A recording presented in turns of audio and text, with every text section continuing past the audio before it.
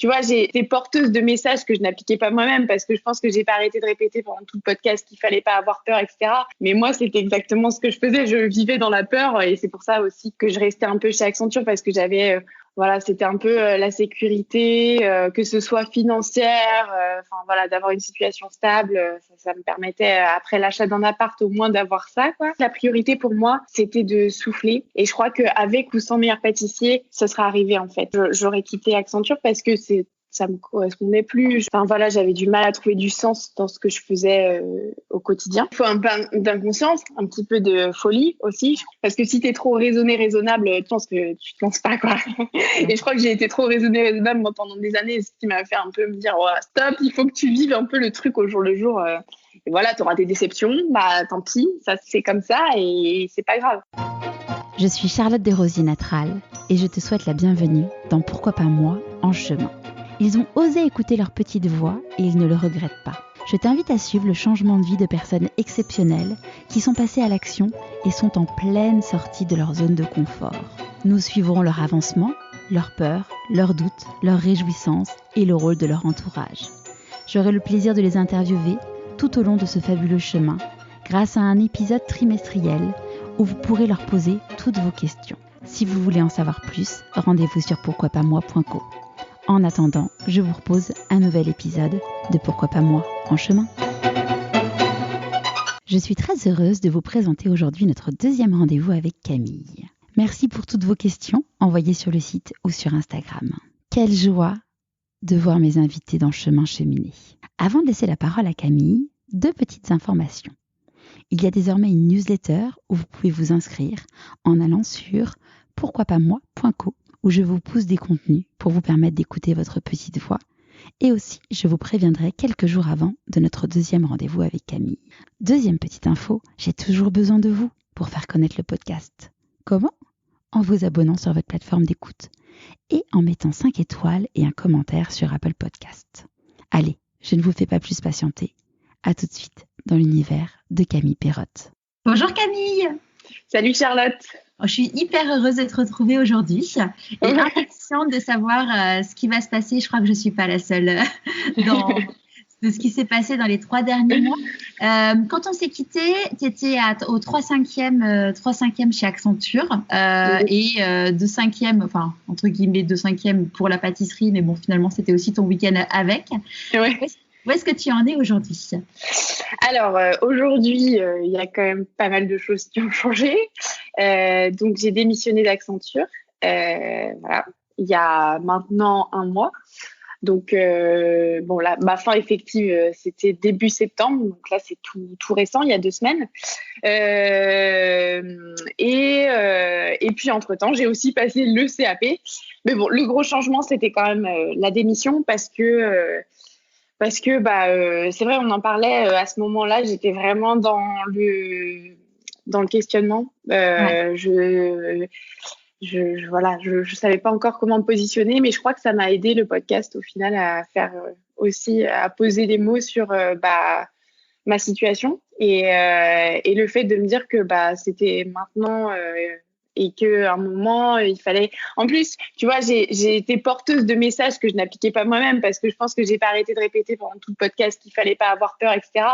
Mais moi, c'était exactement ce que je faisais. Je vivais dans la peur et c'est pour ça aussi que je restais un peu chez Accenture parce que j'avais voilà, c'était un peu la sécurité, que ce soit financière, enfin voilà, d'avoir une situation stable, ça me permettait après l'achat d'un appart au moins d'avoir ça, quoi.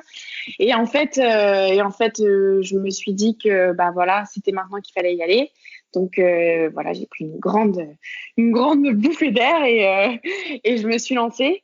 Et je me suis lancée, voilà. Mais sans, j'ai eu beaucoup de questions. Mais du coup, c'est quoi ton projet ? Pourquoi tu démissionnes ? Parce que c'était qui de la part d'Accenture ces questions-là ? De la part d'Accenture et de ma famille, enfin des gens et même toute personne à qui j'ai dit que j'étais en train de démissionner m'a posé cette question. Et c'est vrai que c'est normal. Enfin, le rationnel, normalement, c'est que quand tu quittes une entreprise, normalement, enfin, je pense que dans la tête des gens, j'avais un énorme projet derrière. Et en fait, bon, j'ai pas un projet, j'ai plein de projets différents, mais j'ai pas quitté Accenture. J'ai pas quitté. Déjà, je crois que la priorité pour moi, c'était de souffler. Et je crois qu'avec ou sans meilleur pâtissier, ça sera arrivé en fait. J'aurais quitté Accenture parce que ça me correspondait plus. Enfin voilà, j'avais du mal à trouver du sens dans ce que je faisais au quotidien. Et en fait, je l'ai découvert avec le confinement. Alors j'ai démissionné en plus presque en sortant du confinement, enfin pas tout de suite après, mais du coup ça a étonné beaucoup de gens parce que c'était pas vraiment la logique à ce moment-là. C'est un vrai sujet où, en fait, c'est un vrai sujet où on dit finalement pendant le confinement, il y a beaucoup de gens qui ont dit c'est plus confortable d'être salarié. Exactement. Et surtout, on va pas dire qu'au mois de juin c'était le plein emploi, voilà quoi. Je crois que c'était un peu compliqué le recrutement aussi. Et du coup, point de vue salarié, quand tu quittes une entreprise, du moins pour en retrouver une autre, c'est pas forcément au sortir d'un confinement que tu vas être en meilleure position, quoi. Et du coup, c'est vrai que ça a étonné beaucoup de gens. Ça a étonné beaucoup de gens que je le fasse à ce moment-là, que je le fasse au mois de juillet, en fait, que j'annonce que, en fait, c'est pour moi, j'allais partir. Mais encore une fois, je l'ai fait parce que pendant le confinement, j'étais un petit peu dans ma bulle et en fait, j'avais trouvé presque un confort et j'avais trouvé un rythme qui était plutôt sympa, à savoir que je travaillais dans ma cuisine. Donc, que ce soit pour Accenture ou pour moi, je travaillais dans ma cuisine. J'avais jamais mes casseroles très loin et donc, en fait, je faisais un slide et dès que j'avais terminé, ma journée était ultra rentabilisée. Il n'y avait pas une minute que je perdais parce qu'en fait, les allers-retours étaient tellement faciles entre la pâtisserie. En fait, tout ce côté non fluide que j'avais au quotidien avant le confinement entre Accenture et la pâtisserie et cette incompatibilité, je l'ai un petit peu perdu pendant le confinement dans le sens où tout était fluide parce que j'avais tout à proximité, tout se faisait à distance. Enfin voilà, c'était génial. Et en fait, au mois de juin, la vie a repris un peu son cours et du coup j'ai été mise en mission en banque à Montreuil. Du coup moi vivant dans l'ouest parisien, je me suis retrouvée à faire 1 heure de trajet le matin, 1 heure de trajet le soir et en fait je crois que là j'ai perdu foi totalement et en fait j'avais plus du tout cette flexibilité. Je restais toute la journée à Montreuil devant mon ordi, j'avais plus ma cuisine. Les activités en pâtisserie ont repris d'un coup aussi. Donc tout ce qui s'était mis en stand-by un peu pendant le confinement, tout a repris. Je me suis retrouvée totalement sous l'eau et à la fois j'avais l'impression de perdre mon temps. J'avais cette énorme impression de perdre mon temps dans les 3 jours par semaine que je faisais en banque. Et du coup j'ai dit non, c'est plus possible. C'est plus possible et donc en fait ma démission, ça s'est pas fait dans une logique de, comme tout le monde le pensait, j'ai un gros projet donc je démissionne. Ça s'est fait dans une logique de, j'arrête de perdre du temps et surtout je prends du temps pour moi et je fais plus des trucs qui n'ont plus de sens pour moi, même 3 jours par semaine. J'arrête en fait, j'arrête ça et voilà. Et je pense que c'est nécessaire aussi pour moi, pour ma réflexion de de ma future entreprise, si future entreprise il y a, mais en tout cas, elle est déjà là, tu vois, mais aujourd'hui, c'est pas viable, c'est pas un modèle viable pour moi, j'en vis pas. Quand tu dis que c'est pas c'est la grande question, c'est qu'aujourd'hui, donc, t'as une activité, mais ça te permet pas d'en vivre. Non, très honnêtement, non, j'en vis pas. Et c'est pas dans le sens où j'ai pas le même confort de vie que chez Accenture, etc. C'est que pour le coup, j'en vis pas du tout. Donc, c'est-à-dire que rembourser mon emprunt, je peux pas rembourser mon emprunt, par exemple, avec ce que je gagne. On parle donc, même pas de partir en vacances. Exactement. Non, là, pour le coup, c'est pour ça que je dis que c'est pas un modèle viable pour moi pour l'instant. Et du coup, tu as démissionné. Est-ce que tu as pu réussir à faire une rupture co pour justement avoir le droit au chômage ? Oui. J'ai réussi à faire une rupture conventionnelle. Moi, je m'étais mise une pression de dingue sur la rupture conventionnelle parce que, pour le coup, c'était pas conventionnel, on va dire, chez Accenture. C'est vrai c'est pas forcément, ce sont des entreprises, c'est un peu comme en audit, le conseil, il y a beaucoup de turnover, etc. Donc, bien souvent, dans ces entreprises-là, la rupture conventionnelle n'est pas favorisée pour que justement, ce soit pas enfin voilà, pour que ça favorise pas ce genre de comportement où voilà. Donc, je m'étais mise une pression de dingue et peut-être que certains collègues me l'ont mise aussi en me disant est-ce que tu as préparé ton argumentation, etc. Moi, j'étais là, mais pas du tout.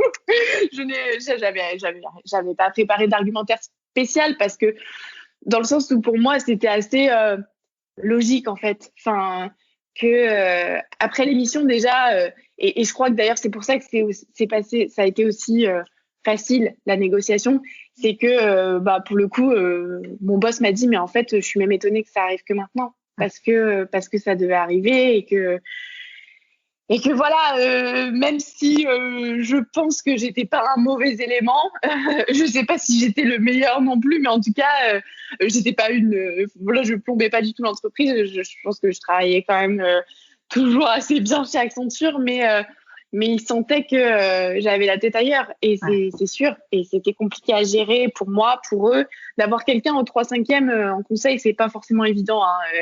Parce que c'est une entreprise qui vend des personnes, qui vend des expertises. Et quand on dit qu'on vend une personne, mais qui sera là que 3 jours par semaine, c'est pas forcément évident, voilà. Donc du coup non, mais du coup ça s'est quand même très très bien passé la négociation. Voilà, j'ai pas lutté pour avoir une rupture conventionnelle. Et effectivement c'était quand même assez recevable l'argument que moi je voulais lancer mon entreprise, mais que j'avais quand même besoin d'une certaine sécurité derrière, quoi. Je pouvais pas me lancer comme ça, voilà, sans filet. C'est déjà sans filet pour moi. Est-ce que tu as pensé si tu avais dit non à la rupture conventionnelle, donc pas au chômage? Je t'avoue que j'y ai pensé, mais ça a été très bref parce que c'était quand même sujet d'angoisse pour moi. Et puis en fait j'ai été assez sincère dans ma démarche. Donc quand j'ai commencé à annoncer ma volonté de départ autour de moi, je me suis dit que très vite, de toute façon, il fallait que je l'annonce dans le haut de la hiérarchie parce que j'avais pas envie que ça leur parvienne par d'autres canaux que moi, en fait. Et du coup, en fait, le process a été hyper rapide, en fait. Et les discussions étaient très rapidement bâclées. Donc, je t'avoue que j'y ai pensé sans y penser. Je t'ai dit qu'il fallait toujours avoir un plan B, mais là, pour le coup, ça s'est fait en quelques jours, quoi. Donc, je pense que le plan B, j'y aurais pensé si j'avais senti des réticences. Mais là, j'en ai pas senti spécialement. La discussion RH est arrivée très, très vite le lendemain, je crois, de ma discussion avec mon boss. Et la RH m'a dit directement au téléphone, non, mais en fait, si je t'appelle, c'est pour te dire qu'on est OK, c'est pas pour, voilà, on va pas faire de grands procès, etc. C'est bon, quoi. Donc, ça s'est très, très, très bien passé. Et voilà. Donc, j'ai pas eu d'angoisse supplémentaire dans ce process-là. Et pour toi, du coup, c'était quoi les plus grandes angoisses avant de passer le cap? Donc, bon, évidemment, ce que tu disais, il y avait de la partie financière qui est évidemment non négligeable. C'était quoi les autres freins pour toi? C'est un peu ce que je viens de t'évoquer, le côté tu as un projet. Ça m'a... En fait, ça fait 1 an, je crois, que j'ai une pression énorme par rapport à ça. C'est-à-dire que déjà, je m'en souviens, je termine le tournage du Meilleur Pâtissier. On était le 1er juin 2019 à l'époque. Et donc, je viens de terminer. Je viens de passer 2 mois de tournage assez intense. Alors, j'ai pas envie de me plaindre, c'était quand même une aventure énorme, mais c'était très intense physiquement, mentalement, etc. On vient de me remettre le trophée. Les 5 minutes qui suivent, il y a tout le monde qui vient te voir, que ce soit les journalistes, les producteurs, ta famille. Bon, moi, ma famille, mais quand même, je sentais dans leur regard cette part de responsabilité. Et on vient te dire, le message, en gros, c'était t'as de l'or dans les mains, t'as un truc là. Maintenant, faut l'utiliser en fait. Faut l'utiliser. Donc, si t'as un projet, c'est maintenant que ça se crée. Alors bon, bien sûr, il y a le conditionnement, il y a si tu as un projet, mais donc parfois on y met les formes, on te dit si tu as un projet, c'est maintenant que ça se joue, il faut y aller. Mais quand même, on te fait sentir que tu es porteuse d'une responsabilité énorme, c'est-à-dire qu'il faut que tu crées un truc, il faut que... Et c'est vrai, c'est pas vrai, mais en tout cas, t'as une chance incroyable, c'est que tu as gagné au meilleur pâtissier. Alors, il n'y a pas que de la chance, mais il y a une part de chance aussi. Il y a une part de chance, il ne faut pas l'oublier. Enfin, en tout cas, pour arriver déjà, ne serait-ce que jusqu'à l'émission, il y a une part de chance quand même qui est incroyable. Et donc, il faut capitaliser là-dessus. Mais du coup, sur Instagram, c'était pareil. La plupart ou même sur tous les réseaux d'ailleurs, même dans mes mails, la plupart des mails que j'avais, il y avait beaucoup de gens qui m'envoyaient des pavés et pour me dire quand est-ce que tu ouvres ta boutique. C'est qu'un exemple, mais ou c'est quoi ton gros projet derrière? Est-ce qu'on va pouvoir manger tes gâteaux un jour?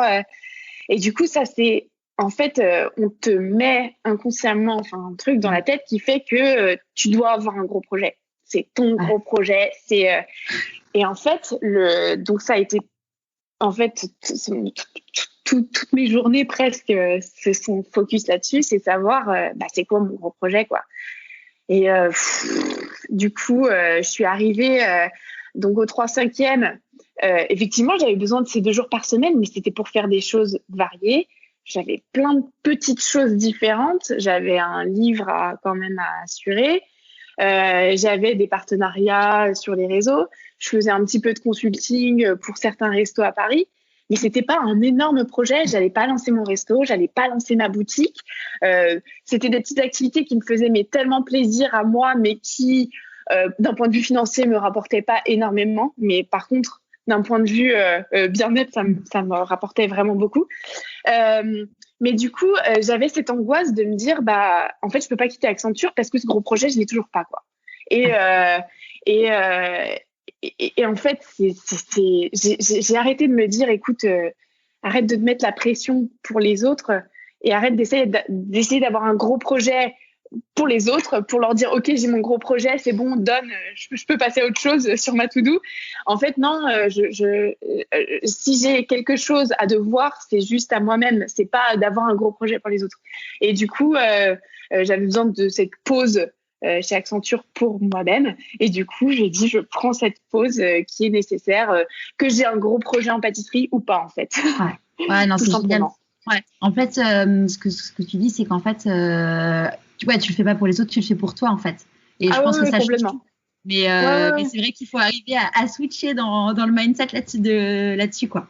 Oui, je te dis, on se sent responsable. Et c'est assez terrible d'avoir tous les... Mais j'ai la question tous les jours. Et là, quand j'ai passé le CAP, donc la semaine dernière, c'était pareil. Mais pourquoi tu passes le CAP? Alors, effectivement, derrière, il y a une raison quand même. C'est que le CAP, on m'a, dans pas mal de partenariats que j'ai faits, et même aujourd'hui dans mes activités de consulting, j'ai quand même beaucoup de demandes est-ce que tu as un diplôme en pâtisserie? Parce que malheureusement, aujourd'hui encore en France, je crois que tu as besoin d'avoir un diplôme, encore une fois, pour prouver quelque chose. Alors que...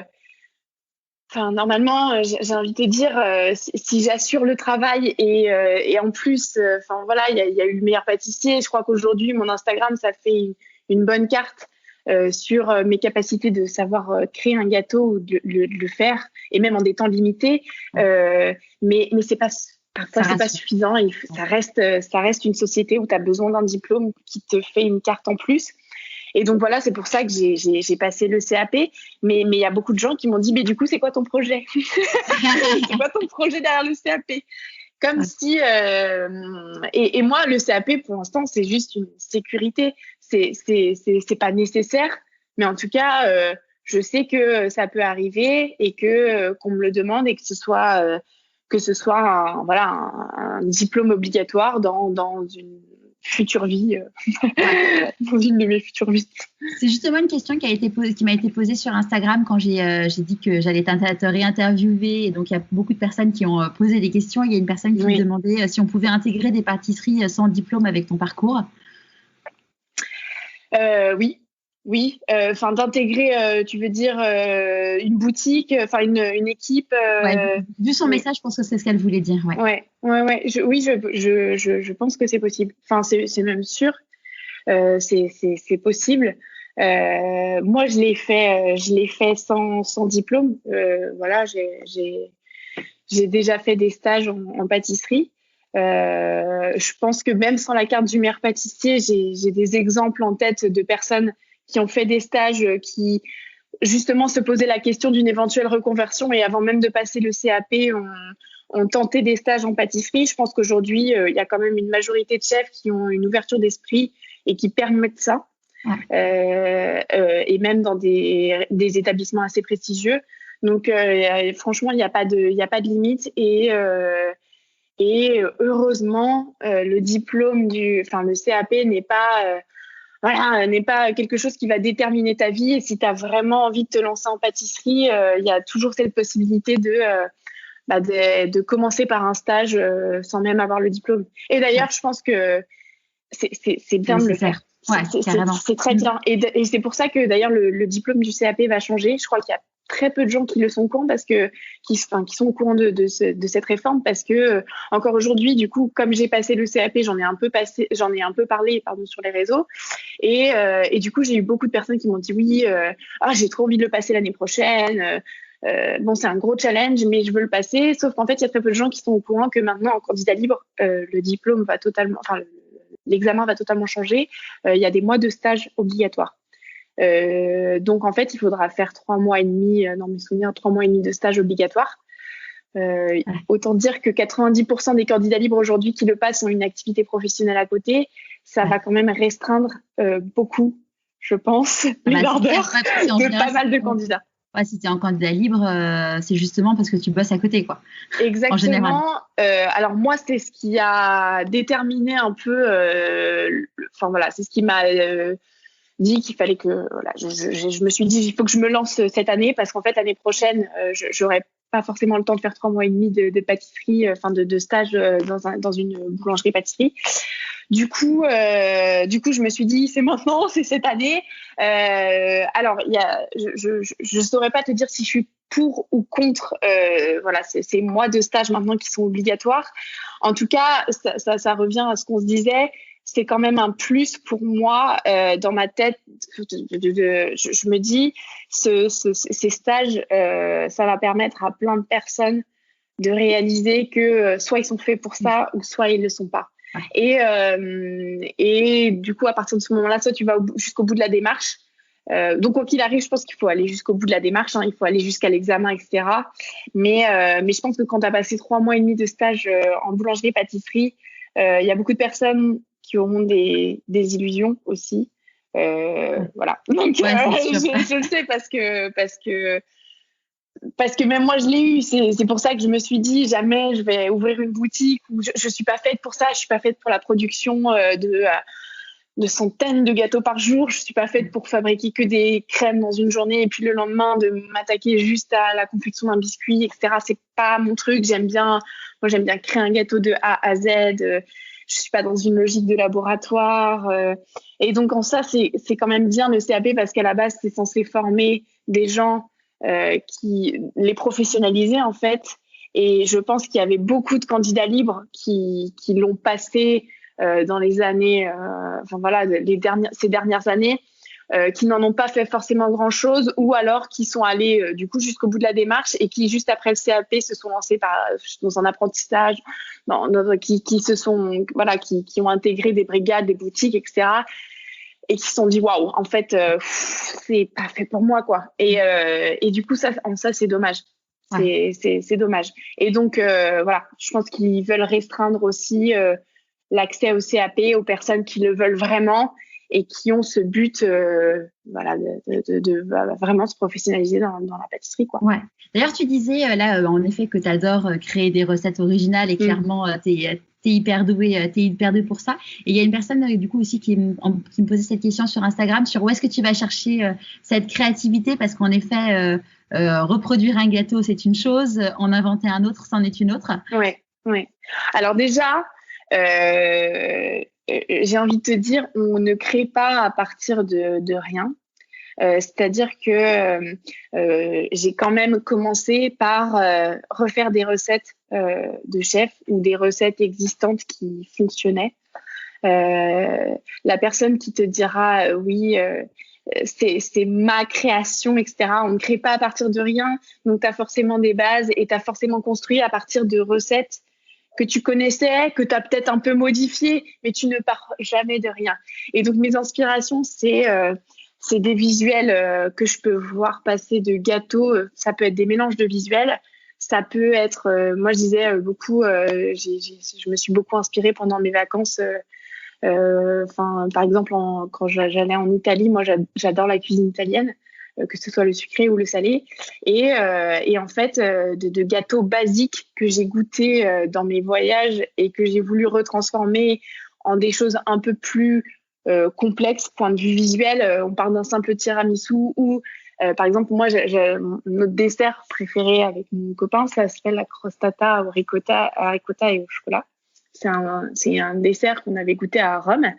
Et en fait, ce gâteau-là, je suis en train de le redévelopper, etc., parce que j'ai envie de le pousser un peu. Mais tu vois, c'est une inspiration qui part d'un classique basique. Mais donc, c'est soit quelque chose que j'ai déjà goûté, que j'ai déjà vu, mais ça peut être aussi, je sais pas, un paysage, enfin n'importe quoi, du design. Là, je suis sur des projets alors que j'aimerais bien d'ailleurs mettre à aboutir, mais parce que ça fait un moment que je suis sur la création, que je pense à des moules, donc des créations de moules en pâtisserie, etc. Et ça, la création d'un moule, c'est hyper compliqué parce que j'ai pas envie de faire un moule qui faciliterait, par exemple, on voit beaucoup aujourd'hui de moules qui répliquent des pochages. Donc, c'est-à-dire que c'est un moule qui va te faciliter les choses parce que plutôt que de pocher, tu auras juste à mettre ta crème à l'intérieur, ça va prendre, tu défais et on aura l'impression que tu auras poché ton gâteau. Alors, c'est qu'une impression parce que ça se voit, c'est tellement parfait que voilà, on peut pas, au final, on voit très bien que ça n'a pas été fait manuellement, même si c'est quand même du manuel, tu as fait ta mousse, etc. Mais ça n'a pas été fait manuellement. Et du coup, j'ai pas envie de tomber dans ce travers de faire un moule déjà qu'on verra partout, qui imitera un pochage à la douille Saint-Honoré ou quelque chose comme ça. J'ai pas envie de tomber dans ce travers-là, mais j'ai pas envie de faire un moule très simple non plus. Donc du coup, je suis en train d'essayer de m'inspirer du design. Je regardais un peu les lampes design, enfin je regarde plein de trucs, les meubles, parce que ça m'aide beaucoup au final pour créer des formes, mais aussi pour créer des textures. Parfois, dans le design, tu as beaucoup de textures dans un meuble, dans une lampe, dans plein de choses, hein. Mais ça m'aide beaucoup.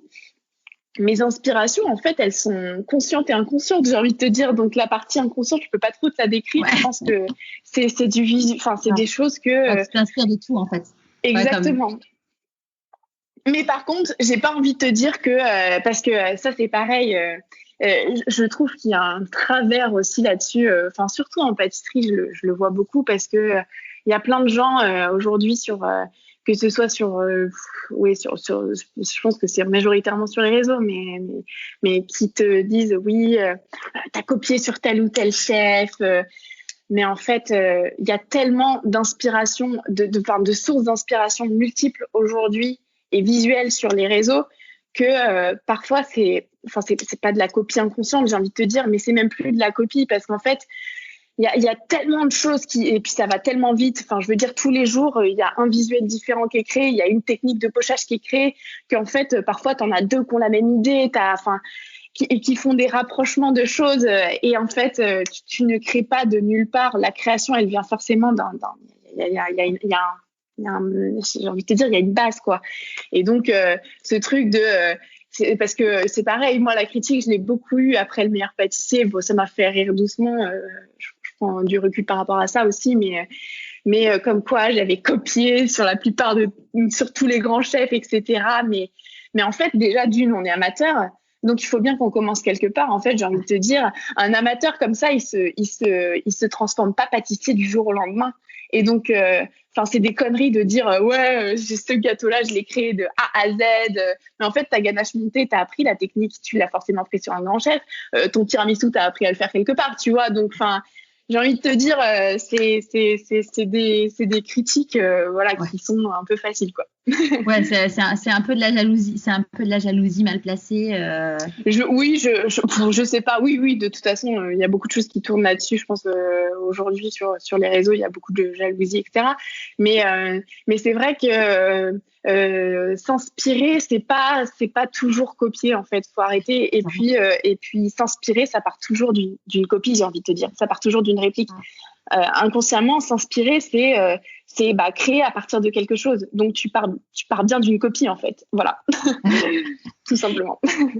Et comment ça s'est passé du coup le CAP? Alors le CAP un peu un peu dans la douleur, non. C'était beaucoup plus compliqué pas que prévu, parce que tu peux jamais. Moi, le CAP, pour le coup, il y a aussi le fait que je l'ai préparé en très peu de temps. Parce que pendant le confinement, j'avais pas la tête à ça. Je savais que l'examen allait être reporté. J'ai un peu mis le CAP au dernier plan, comme quelque chose qui allait arriver très vite. Mais moi, j'aime bien travailler un peu dans l'urgence, ce qui est, c'est vrai, hein, j'ai du mal à m'y mettre tant que je vois pas l'échéance arriver. Et là, en fait, on a eu les convocations très très tard cette année. Moi j'ai eu la convocation peut-être 2 semaines avant. Ah ouais. Et j'ai eu plein de couacs. J'ai eu plein de couacs administratifs. Parce que quand tu es arrivé, j'ai vu ça quand tu es arrivé, tu n'étais pas sur la liste. Exactement. Ouais. Alors ça, c'est... en fait, à la base, j'ai pas été convoquée aux écrits. Il s'est passé vraiment un couac. Si je t'en parlais là, je pense qu'on ferait comme l'interview de la dernière fois, ça durait 2 heures, mais du coup... Donc, je t'en parle pas là, mais il se trouve que j'étais vraiment inscrite, pour te la faire brève, j'étais vraiment inscrite au CAP. Et en fait, ma convocation est arrivée et j'ai été inscrite uniquement à la pratique. S'en est suivi, je pense, je sais pas, peut-être 50 appels téléphoniques où j'ai essayé d'appeler l'académie, qui, je pense, était sous l'eau à ce moment-là aussi, parce que, comme je te disais, ils ont envoyé les convocations très tard. Donc, je pense qu'il y a eu pas mal de... la gestion, au final, des problèmes qui pouvaient se présenter de dernière minute a été faite vraiment dans l'urgence. Normalement, les convocations sont envoyées minimum 1 mois à l'avance, du moins dans les conditions normales. Donc là, normalement, le CAP devait avoir lieu au mois de juin. Il a eu lieu au mois de septembre. Et c'est vrai que mais je te dis 2 semaines, mais en fait, c'était 1 semaine avant que j'ai reçu la convoque, parce que donc fin août, donc dans ma tête, moi, j'avais calculé que j'allais avoir une convocation 1 mois avant, et fin août, donc on était le 28 août, j'ai commencé à m'inquiéter parce qu'en fait, je n'avais toujours pas ma convocation et je me suis dit, on va sûrement pas le passer le 28 septembre, le CAP, quoi. Et heureusement, donc les réseaux sociaux font que j'ai beaucoup de communication avec les candidats libres aussi. Et certaines personnes m'ont dit, écoute, il faut que tu ailles voir sur le site internet du CAP, il faut que tu réclames ta convocation. Donc j'ai réclamé ma convocation. Je l'ai eu et il se trouve que les écrits commençaient le 8 septembre. Donc en fait, entre le 29 août et le 30 septembre, il y a eu, le 8 septembre, il y a eu vraiment, c'était très short. Et en plus, quand j'ai reçu ma convocation, effectivement, j'étais convoquée qu'à la pratique. Donc là, s'ensuit un stress. Je ne savais pas pourquoi j'étais pas convoquée aux écrits. Donc au final, c'était un souci de l'académie qui ne m'avait pas convoquée à tort aux écrits. Ça a été très compliqué à gérer pour moi parce que j'ai eu du mal à les avoir. Bref, un stress supplémentaire. Et du coup, je sais pas pourquoi, consciemment, je sentais que après, donc j'ai reçu ma convocation finalement aux écrits le vendredi soir pour le mardi matin de la semaine suivante. Du coup, c'était un peu short, mais je me suis dit finalement, je vais pouvoir les passer, ces écrits. Pour moi, ça a été un combat presque, ne serait-ce que d'arriver à avoir ma convocation à l'examen. Et bon, ça s'est pas fait dans les bonnes conditions parce que je suis arrivée et effectivement, ils m'avaient convoquée, donc j'avais réussi à avoir ma convocation, mais en fait, du coup, avec l'urgence, ils n'avaient pas prévu de place assise pour moi. Voilà. En plus, toi, tu voulais quand même essayer de passer un peu incognito pour. C'est ça.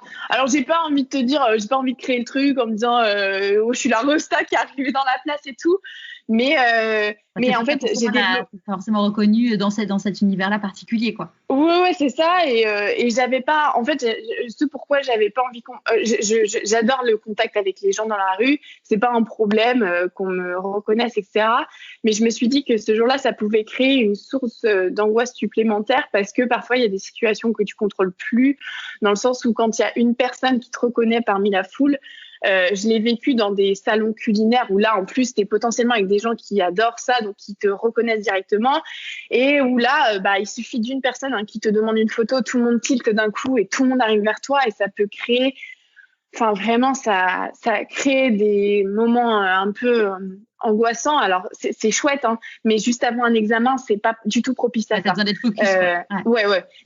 Sur un événement, je dis pas, j'adore, c'est très fatigant, mais j'aime beaucoup échanger avec les gens et tout. Mais là, avant un examen, j'avais besoin d'être focus, surtout que justement, comme je te dis, ça s'est déjà pas passé dans les bonnes conditions avant. J'étais très crevée en arrivant à cet examen parce que j'avais lutté pendant une semaine. Donc, ma démission chez Accenture, c'est passé exactement la même semaine que le souci avec l'examen de démission. C'est en gros, c'est ton la fin de ton contrat. Donc c'est tout le process de quitter l'entreprise qui s'est fait un peu dans le rush parce que c'était le retour des RH de vacances.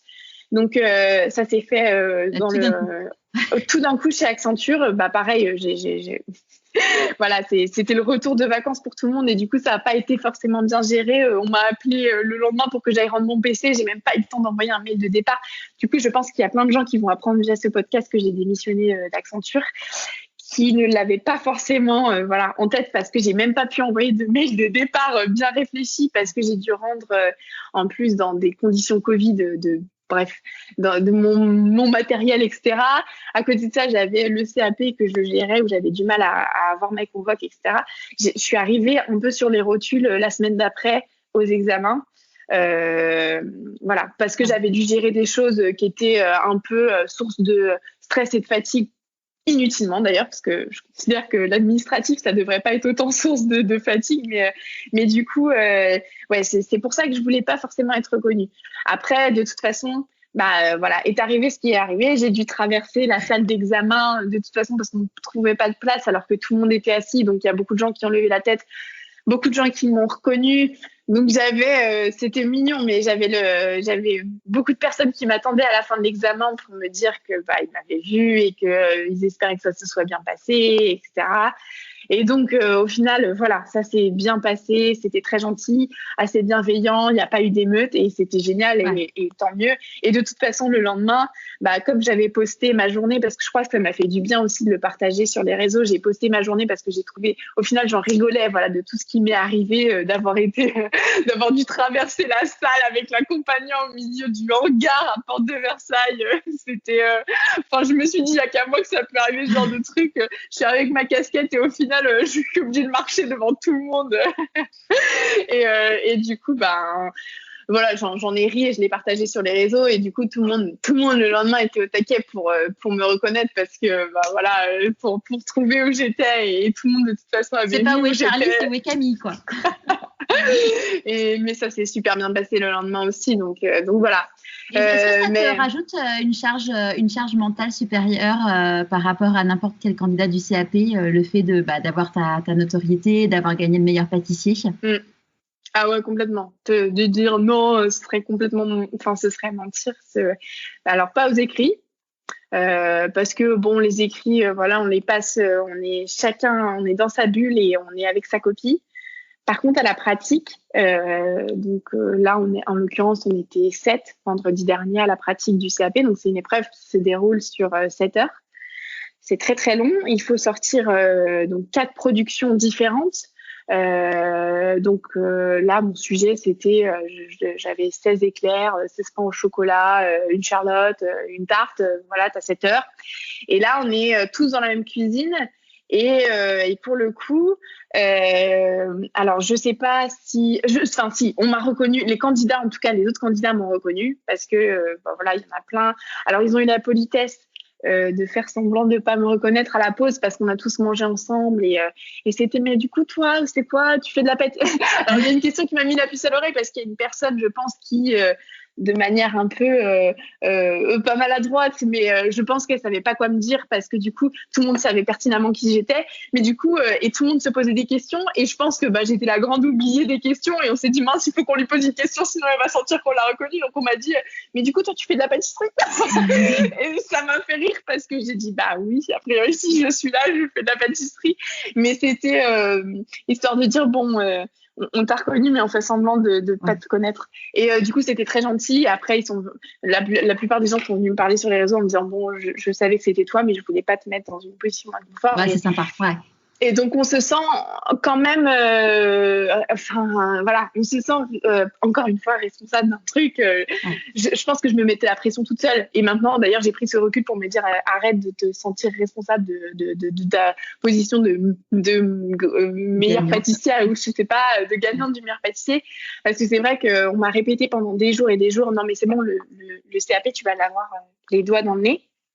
Et en fait, c'est dur. Non, je vais pas l'avoir les doigts dans le nez parce que c'est des compétences autres que de créer un gâteau meilleur pâtissier. C'est différent. C'est pas les mêmes compétences. Voilà, ça demande une hygiène très stricte, des petites choses qui font que tu peux perdre des points rapidement. Enfin, tu vois, c'est vraiment, tu peux pas poser tes œufs à même le plan de travail, par exemple, pour des questions d'hygiène, parce que les œufs, c'est porteur de salmonelle, voilà. Tout ça. Même quelqu'un qui sait très bien pâtisser, qui est très efficace, peut perdre des points par rapport à ça, tu vois, et c'est pas forcément quelque chose qui est...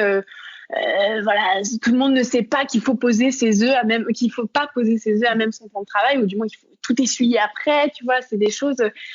Et en fait, du coup, j'avais une pression énorme. Alors, à la fois de se dire, bon, il faut pas sortir des trucs trop dégueux parce que par rapport aux autres candidats, derrière, ils vont se dire, bon, Camille, elle a gagné le meilleur pâtissier, mais alors qu'est-ce qu'elle a sorti des bouses? Et aussi par rapport au jury. Voilà, ça, c'était ma grande peur parce que...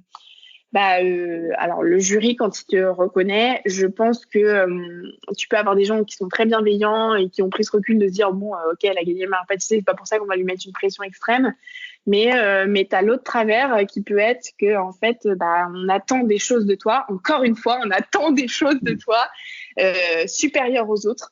Et voilà, t'es pas censé. Enfin, moi, je suis pas une experte du CAP. Et comme encore une fois, il y a des compétences qui sont communes pour avoir gagné le meilleur pâtissier, mais il y a d'autres choses que tu dois savoir développer pour passer l'examen qui ne sont pas innées. Hein. Donc voilà, ça se travaille énormément. Et je crois aussi que c'est un examen qui est assez banalisé. Le CAP, du moins le CAP pâtissier. Je parle que de ce que je connais. Je parle pas des autres CAP. Mais voilà, tout le monde te dit c'est un CAP. C'est bon. Bah non, en fait. Non, c'est très dur. C'est très compliqué. Parce que tu disais que c'était limite plus dur que les examens en grandes écoles que tu avais passés il y a quelques années, quoi. Ouais, physiquement et même en termes de préparation, ça demande des heures aussi.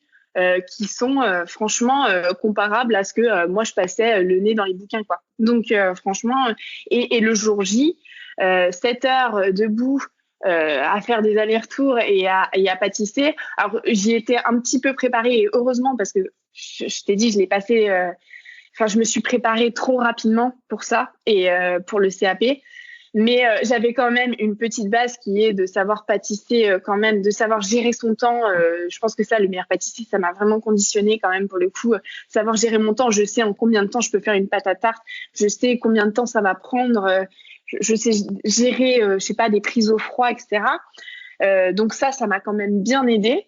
Mais je me dis, pour quelqu'un qui se lance dans un CAP pâtissier parce qu'il adore la pâtisserie, mais qui sait pas forcément faire ces choses-là, franchement, il faut 2 ans, quoi. Il faut 2 ans. Et en plus, si tu as un travail, si tu dois assurer tes journées de travail à côté, si tu as une vie de famille, parce qu'il y a beaucoup de gens qui passent le CAP tardivement, qui ont une vie de famille, qui ont des enfants à gérer, franchement, force et honneur, quoi. C'est ce que je disais. C'est compliqué à gérer. Hein. C'est très, très compliqué. Donc là, du coup, le CAP, tu as la réponse quand ? Alors, c'est un peu la grande inconnue. Même les examinateurs ne le savaient pas. Hein. D'accord. Voilà, Covid oblige, il y a eu plein de changements, je pense, pour aux dernières minutes. Déjà, il y a eu un décalage énorme au niveau de l'examen. Et en fait, là, ça a été organisé sur beaucoup. L'épreuve pratique a été étalée sur de nombreux mois. contrairement aux conditions habituelles où tout le monde passe à peu près en juin et basta, c'est terminé. Du coup, tout le monde a la réponse en même temps, fin juin, je crois, enfin, je sais pas, mais en tout cas, là, il se trouve que la pratique a commencé depuis début septembre et il y a des gens qui pratiquent, qui ont encore leur examen donc de l'épreuve pratique au mois de novembre. Je crois savoir, en tout cas pour avoir fait des petits sondages. Donc en fait, déjà, c'est pas avant décembre. Donc c'est un peu long. Ouais, c'est long, c'est clair. Ouais. Là, ça va être long. Mais du coup, j'ai décidé de passer à autre chose et de pas y penser parce que c'est vrai que là, il y a plus rien à faire. Il y a plus rien à faire, mais je suis ressortie traumatisée de cette journée, quoi. Enfin, vraiment, je m'attendais pas à ce que ce soit aussi dur. Et du coup, c'est bien parce que j'en ai parlé avec les autres candidats qui étaient avec moi le jour J, même eux qui avaient fait des CAP blancs. Alors ça, je pense que ça m'a beaucoup manqué aussi. Si j'ai un conseil, en tout cas, à donner aux gens qui se lancent, du coup, ça n'arrivera plus parce que maintenant, comme il y a les stages et tout, je pense que ça joue un peu le rôle de CAP blanc aussi. Mais je pense qu'il y avait plein de candidats libres qui le passaient les années d'avance sans avoir fait des examens, enfin des CAP blancs, donc ce qu'on appelle un examen en conditions réelles, mais qui ne compte pas. Et pour le coup, ça m'aurait vraiment aidé, quoi, parce que j'ai jamais passé 7 heures dans une cuisine inconnue. Alors au meilleur pâtissier, je l'avais fait, mais pour quelques heures. Et puis ça s'est étalé sur 2 mois. Donc après, tu prends voilà, t'es confortable. Je sais que dans les premières émissions, j'étais pas du tout confortable. Et là, c'est ce qui s'est un peu passé le jour J, c'est que j'étais pas confortable. J'étais pas dans un endroit que je connaissais. Et il faut assurer, il faut faire des gâteaux un petit peu old school qui me correspondent pas du tout. Ouais. Donc ça, c'est pareil, hein, c'est pas une pâtisserie qui me correspond. Donc quand on me répétait, oui, mais tu l'auras les doigts dans le nez, le CAP, bon, bah en fait, des charlottes, j'en fais pas tous les jours. Hein. Je suis déçue. Non, c'est pas pareil, les crèmes au beurre, c'est pas des trucs que je fais tous les jours et c'est une crème qui revient beaucoup au CAP. La crème pâtissière, un peu à l'ancienne, c'est pareil. Ça n'a pas dû être mis à jour par rapport au... Non, mais du coup, c'est bien parce que je pense que ce sera mis à jour l'année prochaine. Et voilà, je pense que les évolutions qu'il y a eu en pâtisserie aujourd'hui, elles sont pas là pour rien. C'est-à-dire que c'est pas que du gustatif, c'est aussi du pratique. Quand on met un chou sur un craquelin, alors ça rajoute un petit goût sur un chou, mais ça rajoute aussi... Si je puis me permettre. Tu as dit quoi? Un chou sur un craquelin. Ah là, un craquelin. Je m'inverse. Ouais. Ça y est, je commence déjà à fatiguer au bout de tant de... Non, quand on met un craquelin sur un chou, c'est bien, tu t'y connais en fait. J'ai déjà fait un craquelin sur un chou. Ouais, voilà. Et bah exactement, tu vois, ça te permettra d'avoir un chou qui sera aussi beaucoup plus rond, beaucoup plus parfait que ce qu'on peut trouver dans les choux éclatés. Parce que pocher un chou tout simple comme ça va, c'est pas évident qu'il soit tout rond à la fin si et donc en fait comme je te disais, c'est un côté pratique aussi, ça facilite la vie à beaucoup de pâtissiers, ils vont plus rapidement pour avoir des formes plus harmonieuses dans leur gâteau. Donc il n'y a pas que le côté gustatif et malheureusement ces mises à jour là n'ont pas été faites parfois dans l'examen, quoi. Donc il y a plein de crèmes qui sont ultra faciles à faire aujourd'hui, qui sont très très bonnes aussi. Les ganaches montées, ça n'existait pas à l'époque de la création de l'examen tel qu'il est aujourd'hui. Donc voilà, c'est des choses avec lesquelles moi je suis très habituée à travailler et qui n'étaient pas là le jour J, quoi. Donc voilà. Je l'ai passé un peu dans la douleur comme pas mal de personnes. Il a fait très chaud aussi. Il faisait 31 vendredi, donc faire de la viennoiserie par 31 degrés, c'est pas évident, quoi. Ouais, ça tient chaud, c'est le cas de le dire. Ouais, mais c'était une expérience de fou et je suis contente d'avoir été jusqu'au bout des choses. J'aurais très bien pu abandonner soit avant les écrits, soit à mi-parcours en me disant bon, en fait, là, j'ai déjà trop de trucs à gérer et j'arrête. Et le CAP, tant pis, je prends le fait que j'ai gagné au meilleur pâtissier pour un acquis et j'ai pas besoin du CAP. Mais en fait, non, je suis allée jusqu'au bout du truc et déjà, rien que ça, je suis contente d'avoir été jusqu'au bout, quoi. D'avoir été jusqu'à bref. Ouais.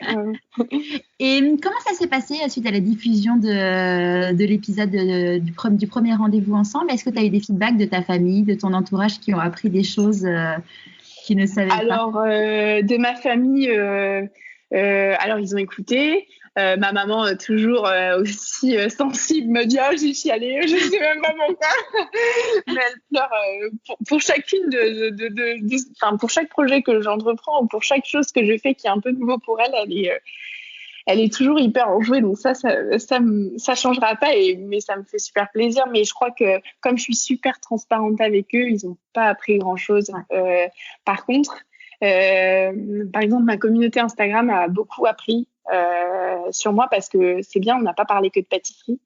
On a parlé aussi beaucoup de projets professionnels on a beaucoup parlé d'Accenture. C'était quelque chose que j'évoque pas du tout sur les réseaux. On a un peu parlé de ma vie privée aussi, que je me protège un peu par rapport à ça aussi. Et donc, et j'ai eu beaucoup de feedback de gens qui m'ont dit en fait tu m'as aidé. Enfin non, je les ai pas aidés, c'est pas le terme, je les ai rassurés. Je crois qu'il y a beaucoup de gens qui ont le même parcours que moi à peu près aujourd'hui, qui ont fait une école d'ingé, de commerce, etc. et qui sont paumés. C'est un peu triste, je trouve. Enfin pas triste, mais je saurais pas décrire le terme, mais je crois qu'il y a beaucoup de gens qui sortent de ces écoles et qui se disent que tout ce qu'on t'a promis quand tu rentres dans ces écoles, la promesse n'est pas forcément au rendez-vous. Et du coup, j'ai eu des mails, des messages de gens qui sont en médecine, qui sont aux mines de Paris. D'ailleurs, je trouve pas forcément à chaque fois le temps de leur répondre parce que je pense que ces gens-là, ils méritent une réponse construite. Enfin, voilà, ils méritent même un échange téléphonique, j'ai envie de te dire, même une discussion autour d'un café parce que je peux pas leur trouver une solution à un problème comme ça en un message. Et même plus, j'ai envie de te dire, enfin, je pense que c'est à eux aussi de trouver une solution, tout seul. Mais j'ai eu beaucoup de retours par rapport à ce podcast en disant, en fait, je ressens la même chose. Alors, il y a eu beaucoup, j'ai fait le même parcours que toi et je ressens la même chose. Mais il y a eu aussi, pas forcément en termes de parcours, mais juste, je ressens la même chose. Je suis paumée un peu dans ce que je fais aujourd'hui. Je sens que je suis dans un métier où je passe mes journées devant un ordinateur et j'aimerais bien construire quelque chose qui fait du sens, plus de sens pour moi et pas d'avoir une stabilité financière parce qu'aujourd'hui ces gens-là l'ont mais en fait ils se rendent compte que ils sont pas plus épanouis et du coup ça les a beaucoup rassurés. Alors je pense que je leur ai pas apporté de solution. Encore une fois, comme aujourd'hui je te dis, j'ai pas de projet. Enfin, j'ai pas de projet. Je vis pas de ma passion, mais pas encore. Mais en tout cas, j'ai rassuré beaucoup de gens en se disant moi, j'ai gagné au meilleur pâtissier. Alors je sais pas si c'est quelque chose de grandiose ou pas, mais en tout cas, je suis toujours aussi paumée goût, quoi. Donc il y a pas de complexe à avoir et c'est pas grave. Enfin, c'est tout le monde. Il y a beaucoup de gens qui passent aujourd'hui par cette zone de réflexion. Le confinement a encore plus facilité, je crois, cette réflexion. Enfin, en tout cas, a apporté cette réflexion parce qu'il y a beaucoup de gens qui se sont retrouvés seuls, soit face à eux-mêmes. Quand tu vis seul, tu te retrouves seul dans ton appartement. T'as que ton taf, j'ai envie de te dire. T'as que donc là, tu te poses forcément les bonnes questions de savoir est-ce que cette vie-là te correspond, est-ce que ton appartement te correspond, est-ce que les choses dans lesquelles tu vis te correspondent. Pareil, quand tu es à deux finalement ou quand tu as une vie de famille, tu te retrouves bloqué avec bloqué, c'est un grand terme, mais tu te retrouves avec les personnes avec lesquelles tu as décidé de vivre et là tu fais face à ça et forcément tu te poses les questions de dire est-ce que j'ai choisi les bonnes personnes, le bon appartement, le bon mode de vie en fait clair. tout simplement. Et t'es un vrai discours du coup dans les choses positives comme les choses qui nous convenaient plus, quoi. Ouais. Et ces messages-là du coup se sont démultipliés après le podcast des gens qui m'ont dit que vraiment ils étaient vraiment dans une phase de grande réflexion et que même si je leur avais pas apporté de piste, du moins je les ai décomplexés sur le message de ok, je suis paumée quoi, mais il y en a beaucoup qui m'ont dit aussi ça m'a donné envie de passer ce cap d'arrêter et d'arrêter ce que je fais aujourd'hui qui ne crée pas de sens pour moi et puis de vraiment me lancer dans ce que j'ai envie de faire. Donc ça, tant mieux si j'ai donné aux gens l'envie de passer ce cap. Après, pour moi, c'est aussi encore une lourde responsabilité parce que je me dis si derrière ils sont déçus, j'ai pas envie d'être la personne qui est responsable de leur déception, mais je crois que de toute façon il n'y a pas de déception négative, dans le sens où au moins tu l'as fait et bon bah ça te correspond pas. Pour moi il n'y a pas de regret. Voilà, ouais, t'as essayé, il n'y a pas de regret. Donc moi c'est un peu pour ça aussi que j'ai décidé de quitter l'Accenture, c'est que j'entendais beaucoup de personnes autour de moi justement grâce à ce podcast et autres, hein, j'ai aussi des collègues qui étaient pas forcément satisfaits par leur vie pro. Et en fait, dans ma tête, j'étais là, mais arrête de te plaindre. Si tu as envie de changer, change. Et je me disais, mais en fait, je les critique de ce point de vue-là, mais je suis exactement en train de faire la même chose. C'est-à-dire que je me plains quand même pas mal au quotidien du fait que je suis paumée, etc., que j'ose pas passer le cap. Mais en fait, je fais exactement la même chose. C'est-à-dire que, bah, du coup, so what, quoi. Enfin, il faut que j'arrive à faire un pas en avant. Et du coup, ça me permettra aussi de pouvoir leur dire, bah, si t'es pas content ou si t'es pas contente, bah, change. Voilà. Ouais, c'est sûr. En fait, on dit souvent, bah, sortir de sa zone de confort, mais finalement, est-ce qu'on est déjà confortable quand on Ah oui, c'est clair. Ouais. Ah non, c'est sûr que je pense que quand on veut sortir de sa zone de confort, c'est qu'on n'est déjà pas très confortable. Ouais. Donc sinon, si on a trouvé l'apaisement et si on a trouvé l'épanouissement, on n'a pas envie de.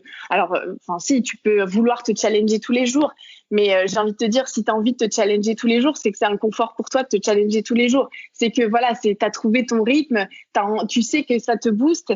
Et donc, quelque part, après, tout dépend de la définition de ce qu'on en a confort, mais je suis d'accord avec toi que c'est pas forcément, parce que tu es confortable. Enfin, voilà, il y a beaucoup de gens, je pense, qui se sentent très, très inconfortables aujourd'hui et qui font qu'ils ont envie de sortir de cette zone-là, justement. Ouais. Et c'est quoi tes nouvelles peurs, du coup, maintenant? Les peurs, j'en ai plein.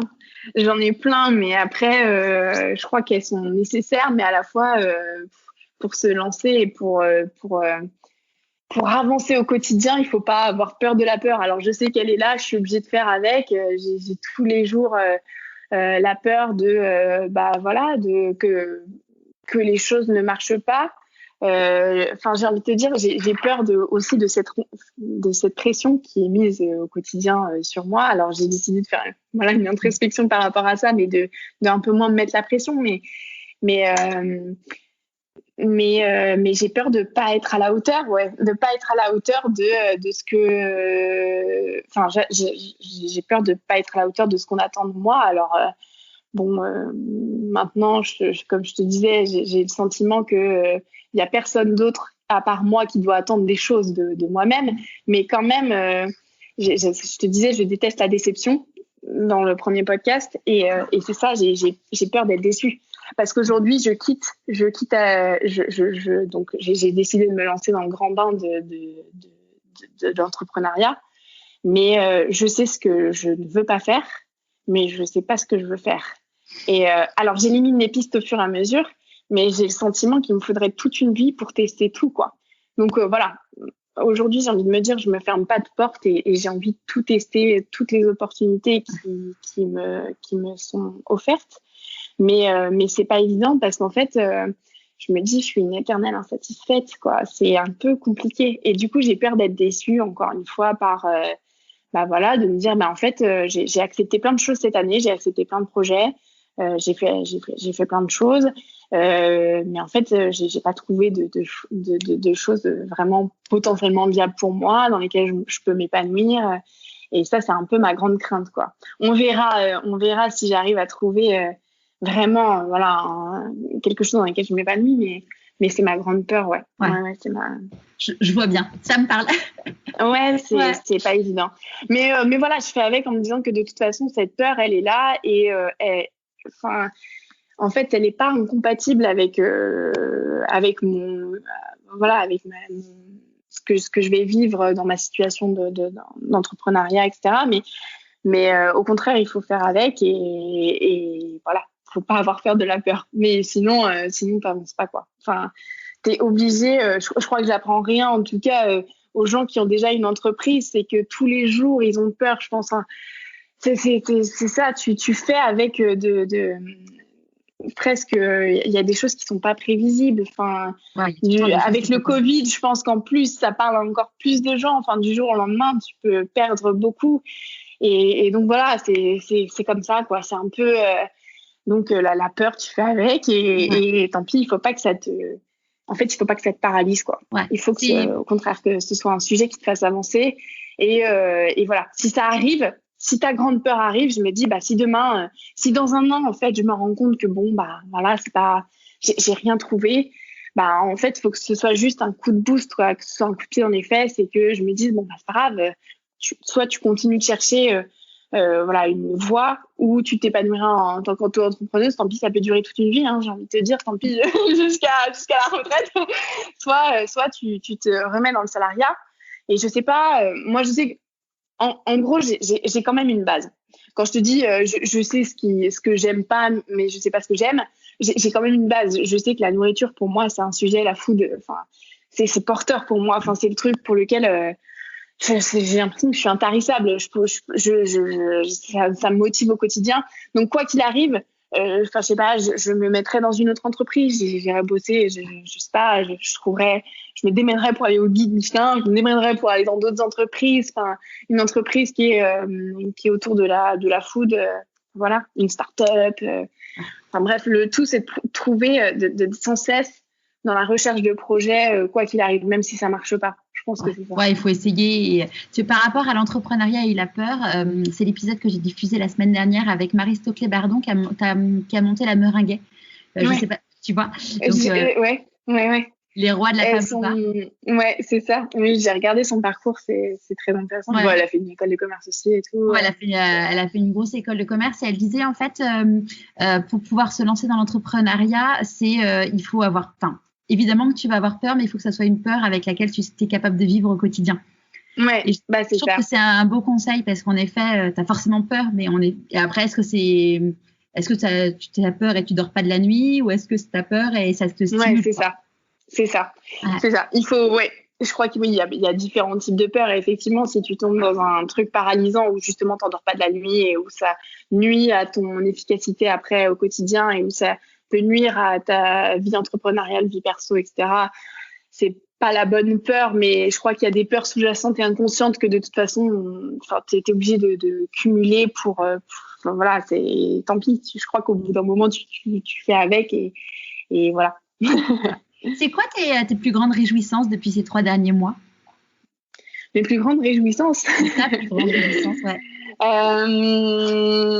Alors, c'est d'avoir passé le cap de la démission à Accenture. Ça a été une grosse source d'angoisse. Alors, comme je te disais, une grosse source d'angoisse inconsciente. Je crois que j'étais hyper fière. Enfin, pas fière, mais si, j'étais un peu fière quand même. Au moment où j'ai annoncé que ça y est, j'avais pris ma décision et que j'allais démissionner. Quand je l'ai fait, que ce soit avec mes collègues ou avec ma famille, c'est vrai que ça faisait des mois, comme je te disais, pas que je me plaignais, mais que je parlais des gens qui se plaignaient, etc. Et que moi, je faisais même pas la démarche moi-même de sauter le cap. Donc là, j'étais fière de leur dire, ça y est, je l'ai fait. Mais en fait, il s'est révélé que inconsciemment, ça a été une grosse source de stress dans le sens où, justement, ça m'a provoqué des grosses insomnies. Et en fait, alors que je disais presque d'une manière enjouée que ça y est, je démissionnais, je me suis dit, mais en fait, inconsciemment, je flippe. Enfin, je flippe vraiment beaucoup parce que c'était même pas mon cerveau, c'était mon corps qui me faisait comprendre qu'en fait, j'avais une peur et une angoisse quand même de mon appel avec mon boss, de mon appel avec mes RH, etc.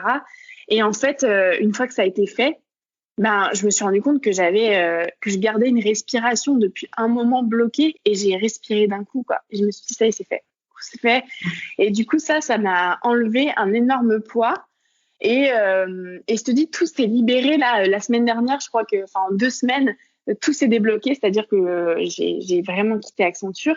J'ai terminé les examens du CAP et ça a été une énorme respiration. Ce week-end, j'ai respiré. Alors, j'ai beaucoup pleuré aussi parce que je me suis dit, ça y est, en fait, tout ce qui était un peu angoissant pour moi, c'est terminé. Alors, arrivent d'autres angoisses parce qu'il y a maintenant, qu'est-ce que tu fais? Alors, j'ai plein de petits projets en cours. Hein.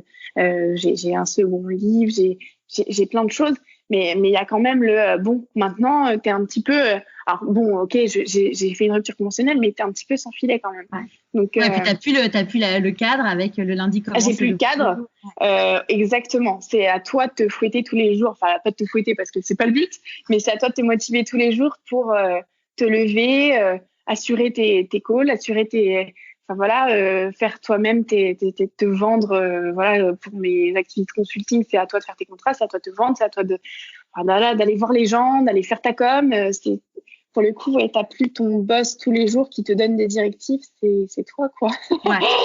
mais c'est chouette, mais c'est angoissant, mais c'est chouette. Et comment il t'a accompagné du coup, ton copain, quand tu lui as dit bon bah ça y est, je suis prête, je m'en vais de chez Accenture? Alors, il m'a pas accompagné en me disant, il m'a pas pris la main en me disant oui, ok, vas-y, fais-le. Je crois qu'il m'a laissé faire ma démarche toute seule.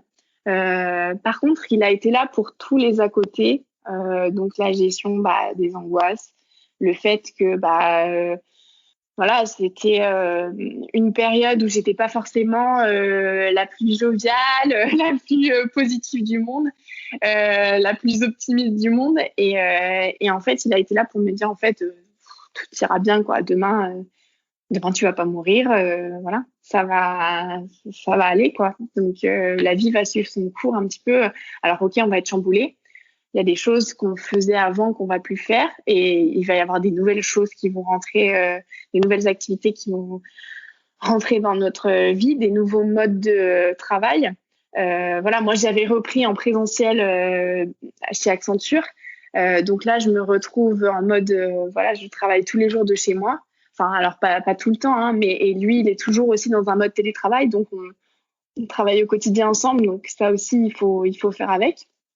On n'a pas un appartement parisien de 100 mètres carrés, hein, autant te dire. Donc voilà, c'est des nouveaux modes de vie qui se mettent en place. Et ça, pour le coup, pour gérer mes angoisses et pour m'aider dans ces nouveaux modes de vie, voilà, il m'a beaucoup aidé. Après, pour le quotidien, on a décidé vraiment de séparer, mon travail de notre relation. Et c'est tant mieux. Parce que je crois qu'il est très doué, il est trader en matières premières. Enfin, il travaille en trading de matières premières. Il est très doué pour ces choses-là, mais il n'est pas doué pour la pâtisserie, quoi. Ouais. Et en fait, à un moment, il m'aidait beaucoup dans mes activités. Et je me suis rendu compte qu'en fait, c'était pas bon pour nous deux parce que ok, il était plein de bonne volonté, mais en fait, c'était pas fait pour lui, quoi. Et en fait, je lui ai rajouté une source de stress supplémentaire pour un travail pour lequel, voilà, c'était pas un expert du tout. Et du coup, on a décidé de séparer ça. Donc, bien sûr, de temps en temps, j'ai besoin d'un coup de main pour la gestion de mes lives, de mes ateliers digitaux. Il sera là parce que c'est un gros geek et il saura très bien gérer ce genre de choses. Mais ça ira pas plus loin. Ça ira pas plus loin et j'ai pas envie d'investir plus que ça parce que du coup, c'est très bien. Comme je disais, encore une fois, il peut gérer mes angoisses parce qu'il n'est pas angoissé par cette partie-là, en fait. Ouais. Et c'est comme ça que ça marche. Ouais, je vois ce que tu veux dire. Ouais, au moins, il y a une vraie distinction. Exactement. Et il est complémentaire.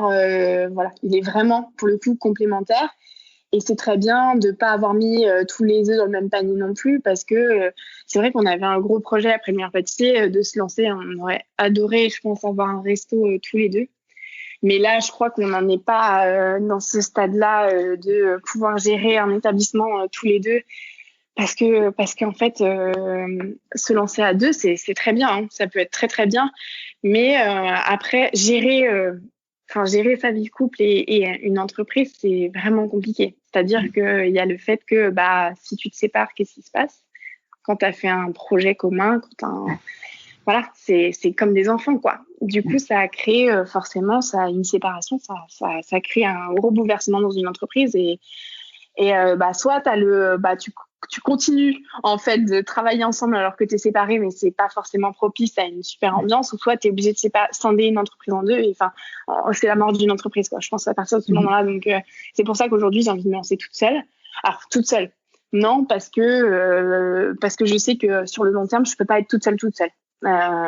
Je peux pas gérer tout toute seule. J'ai des compétences en pâtisserie, mais j'ai des compétences à côté en fait, je m'en suis rendu compte, je ne peux pas tout gérer. Donc, j'ai besoin de personnes qui m'accompagnent, qui m'entourent. Donc, j'ai un agent qui m'a contacté à la fin des vacances pour qu'on travaille ensemble. Donc, pour l'instant, on n'a encore rien développé ensemble, mais j'espère qu'à l'avenir, ça se fera parce que je crois que quand tu travailles un petit peu sur les réseaux, un petit peu dans les partenariats, un petit peu dans les projets, pas volatiles, j'ai envie de te dire, mais dans plein de projets comme ça, il faut avoir quelqu'un qui t'aide à côté pour le point de vue juridique. Ouais. Même pour te vendre, enfin, c'est un métier. Exactement. Je me suis rendu compte au bout d'un an, je crois que j'ai fait un petit peu moins d'un an, mais en tout cas, je me suis rendu compte que quand tu te vends toi-même, que tu mets tous les œufs dans le même panier, ça marche pas. Et t'es pas très crédible, en fait. Donc, du coup, j'ai décidé de mettre un intermédiaire par rapport à ça. Et c'est très bien. Et parce qu'en fait, je me suis rendu compte que ça m'aide beaucoup, quoi. Que ça m'a débloqué beaucoup de portes. Alors, j'ai une autre personne qui m'accompagne, qui m'avait contactée pendant le confinement pour avoir un stage. Donc, c'est Amandine, elle est en école de commerce et en fait, elle cherchait un stage parce qu'elle avait perdu le sien en hôtellerie pendant le confinement. Et il se trouve qu'en fait, petit à petit, elle a commencé à me faire des choses, mais de manière très volontaire, bénévole, etc. Et en fait, ça marche hyper bien parce que c'est une personne qui est, elle est hyper douée. Et là, elle est en master, donc elle est à Bordeaux, mais en tout cas, on peut travailler à distance. Et en fait, elle est juste exceptionnelle. Et je me rends compte que, en fait, il faut que je sache m'entourer de ces personnes-là parce qu'elle m'aide et parce qu'elle me booste elle-même au quotidien, quoi. Elle me relance, elle est là, mais en fait, t'as appelé ta maison d'édition, t'as fait ça. Et ça me touche beaucoup parce qu'elle n'était pas obligée de le faire et parce que je crois qu'aujourd'hui, alors ok, on dit beaucoup, il y a un facteur travail, il faut travailler pour réussir, mais je crois qu'il n'y a pas que ça. Enfin, il y a un groupement de plein de choses. Il y a le travail, il y a le talent, il y a la chance aussi, hein, comme je te disais.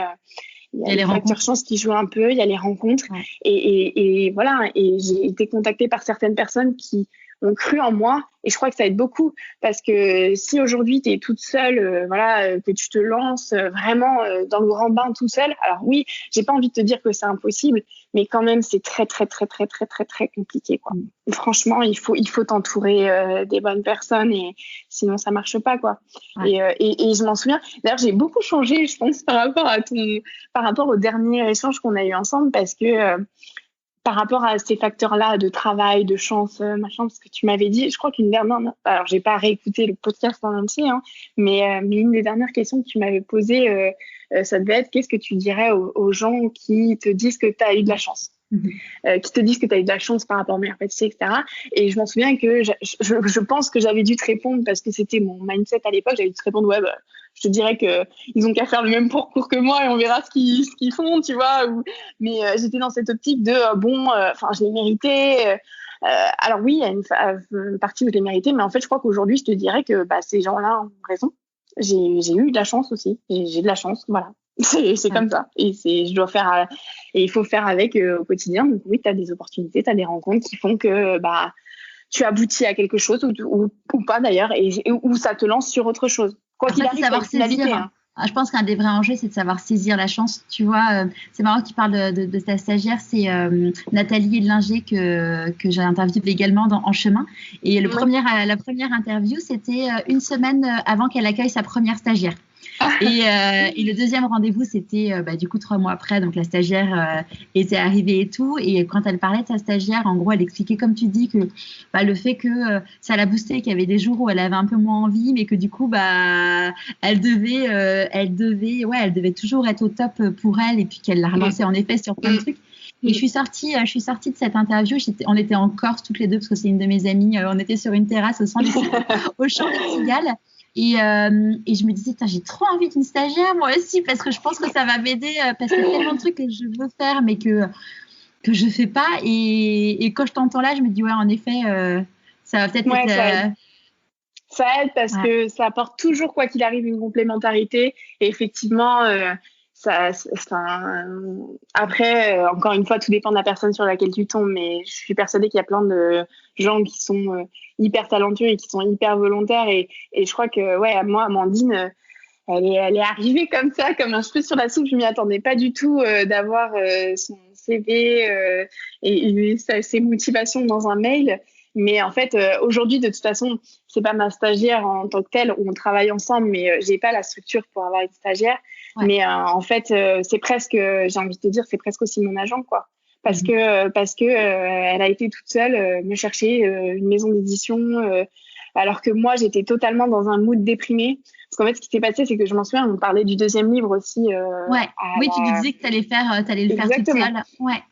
J'étais vraiment dans le projet du deuxième livre. Et en fait, ce qui s'est passé très vite, c'est que on en revient à la même chose. Je me suis rendu compte que je pouvais pas faire ça toute seule. Avec tout ce que j'ai à côté en parallèle, franchement, faire un livre en auto-édition, faut y aller, quoi. Donc, je me suis dit, c'est pas grave, je cherchais une maison d'édition. Sauf qu'en fait, donc j'ai contacté pas mal de maisons d'édition qui m'ont dit, non, mais en fait, Camille, t'arrives un peu tard, quoi. Parce que ton ambition, c'était de le sortir pour Noël au moment des cadeaux. Exactement. Et en fait, moi, dans ma tête, j'avais le planning, encore une fois, avec l'expérience meilleur pâtissier, j'avais le planning du livre du meilleur pâtissier, où j'avais commencé à faire le livre au mois de juillet. Et en fait, je me suis rendu compte que non, c'était pas du tout ça, que c'est pas parce que j'avais commencé à le faire au mois de juillet que la M6 Édition n'avait pas prévu le livre en fait depuis le mois de février-mars, quoi. Forcément, c'est un livre qui revient tous les ans, donc. Et du coup, moi, quand j'ai contacté les maisons d'édition, ils m'ont dit non, mais en fait, nous, nos plannings pour fin d'année, ils sont déjà faits depuis le mois de février, quoi.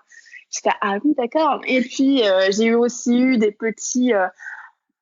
Enfin voilà, des petites déceptions qui font qu'on te dit, en fait, t'es la gagnante de l'année dernière, tu nous intéresses pas, quoi. Ouf, ça fait mal, quoi. Ça fait mal, mais bon, c'est bien. Il faut ces remises en question de dire, parce que j'ai beaucoup eu, c'est quoi qui fait la différence dans ton livre? Quel est ton projet derrière ton livre? Mais en fait, c'est juste mon livre, quoi. C'est proposer ma vision des choses, à ma communauté, aux gens qui me suivent. C'est proposer des recettes qu'ils aiment. Je sais qu'ils les aiment parce qu'ils les refont au quotidien. Et en fait, ça suffit pas. Et en fait, ce qui aurait pu faire la différence, c'était que j'étais une candidate du meilleur pâtissier. Et quand on me dit, mais en fait, t'es la gagnante de l'année dernière, je suis pas sûre que ça intéresse grand monde. Oh, ça te met un... Mais c'est bien, ça te met un bon coup de pied au cul aussi. Et en fait, Amandine m'a recontacté peu de temps après pendant les vacances. Hein, et en fait, elle a bien vu que j'étais totalement... parce que je lui avais beaucoup parlé de ce livre aussi. Je pense qu'elle avait un petit peu envie d'y prendre part. Elle m'avait dit oui. D'ailleurs, elle m'avait aidé à faire des démarches pour l'auto-édition, de regarder les prix d'imprimeur. Et très vite, on s'est rendu compte que ça allait pas être possible. Et du coup, elle a pris la chose en main, mais directement. Et elle m'a dit non, mais c'est pas grave. Je vais chercher... Je vais appeler, moi. Je vais appeler. Donc, elle a appelé les maisons d'édition et elle a trouvé, quoi. Elle a trouvé quelqu'un qui était emballé, un directeur de maison d'édition. Et moi, je suis impressionnée parce qu'elle trouve l'énergie que moi, parfois, j'ai plus forcément après avoir été déçue, justement, par ce genre de truc, quoi. Et du coup, c'est génial. Voilà. Et du coup, on peut te dire avec quelle maison t'as signé? Pas encore. Pas encore. C'est encore. Et donc, il va bien sortir à Noël? Non, parce que du coup, c'est pareil en termes de planning, donc il sortira l'année prochaine. Mais c'est pas grave parce que moi, le fait qu'on m'ait dit non, mais en fait, je suis pas sûre que ça nous intéresse quelqu'un du meilleur pâtissier des années précédentes, ça m'avait vraiment mis un stop, quoi. Donc je me suis dit peu importe les délais, de toute façon, ça m'intéresse pas. Parce que ce discours, je l'ai entendu. Tu l'entends une fois, tu dis bon, je me laisse pas abattre. Je suis quand même pas défaitiste donc je me suis dit je continue, et en fait j'ai dû l'entendre 2-3 fois et là je me suis dit ok, stop, j'ai plus envie de perdre d'énergie pour ça, et en fait du coup je me suis mise dans d'autres activités, donc j'ai lancé mes ateliers digitaux, etc., et ça a très bien marché. Je me suis lancée dans d'autres choses, mais je me suis dit j'arrête de perdre de l'énergie pour quelque chose, pour un discours qui revient tout le temps. Et puis du coup c'est pas grave. Donc là c'est très bien. J'ai enfin trouvé la perle qui et en plus bon, c'est pas grave, ce sera l'année prochaine, mais je me dis. Du coup Noël l'année prochaine ou non, pas Noël, avant. Bon. Je pense que ce sera fin de premier trimestre 2019. 2021. Je suis encore en 2019. Là, je suis. Et surtout qu'en plus, on n'en avait pas parlé pendant notre premier rendez-vous, mais l'édition de ton premier bouquin, ça s'était pas passé vraiment de façon fluide, parce que du coup, tu avais gagné un livre grâce au fait que tu aies gagné le meilleur pâtissier. Oui. Alors, en fait, ce qui s'est passé, c'est que le livre, ça a trop bien marché. Ça a très, très, très, très bien marché. D'ailleurs, c'est ce qui a fait l'argument aujourd'hui de ma prochaine maison d'édition. c'est que, bon, ils ont regardé les chiffres, enfin, ils sont là quand même, les chiffres, et que le livre, il s'est très bien vendu. Et en fait, il y a eu du coup une rupture de stock qui a été quasiment, pas instantanée, j'ai envie de te dire, mais déjà au bout de 3 semaines, donc juste avant Noël, le livre était quasiment écoulé, enfin, voilà, il y en avait plus, quoi. Et du coup, c'était un peu dommage de se dire qu'à une semaine de Noël, j'ai eu plein de messages de frustration de gens qui ne trouvaient pas mon livre. Parce que moi, à ce moment-là, je jouais le SAV. C'est normal, les gens n'allaient pas contacter M6 Édition. Enfin, déjà, ils ne savaient pas forcément que c'était M6 Édition, ils ne se rendaient pas compte. Mais du coup, c'était moi qui gérais un peu les frustrations des gens. Et j'ai dit à M6, il faut qu'on active les choses et il faut qu'on relance une impression. Sauf qu'en fait, je me rends compte maintenant, c'est pas le cœur de métier d'M6, l'édition. Eux, voilà, ils font la production télévisuelle, ils font de la télé. M6 Édition, c'est une petite filière, je pense, chez M6. Et du coup, bon, voilà, c'était pas non plus le challenge de l'année de réimprimer mon livre. Ils l'ont pas réimprimé pour Noël. Par contre, j'ai eu l'espoir après d'une réimpression en début d'année dernière. En début 2020 plutôt. Et en fait, parce qu'on m'a dit que potentiellement il allait être réimprimé, en fait, il n'a pas été réimprimé, quoi. Pour plusieurs raisons. Je pense que M6 Édition est un peu averse aussi au risque d'avoir des stocks s'il y a une deuxième réimpression. Donc voilà, qu'il y ait beaucoup de stocks et que les exemplaires ne soient pas écoulés complètement. Donc là, ils sont un peu, ils sont confortables parce que pour le coup, c'est hyper rare de trouver un livre. Il est à vendre à 70 € sur Rakuten d'occasion, mais c'est vraiment hyper rare. J'ai créé un peu la pépite, le truc, le Graal que les gens veulent avoir. Et tant mieux, mais j'aurais quand même préféré qu'il n'y ait pas cette frustration et que je sois toujours peut-être sur les étals des librairies parce que ça aurait été chouette pour moi, parce que ça aurait été aussi une continuité de la visibilité que là j'ai plus parce que mon livre il se trouve plus nulle part, quoi. Donc c'est dommage, mais voilà, je passe à autre chose. C'est pas grave. Je vais faire le deuxième sera une meilleure aventure. Exactement. Déjà, j'avais adoré la création du livre de la première. C'est dommage que ça se soit terminé dans des conditions pareilles, que il y ait eu la déception pas de deuxième réimpression, mais c'est pas grave. Je continue sur la bonne expérience du premier, en tout cas en termes de création, et je suis sûre que ça se passera très bien pour le deuxième. C'est quoi du coup tes prochains défis? Bon, j'ai un peu une idée, mais bon, je te pose.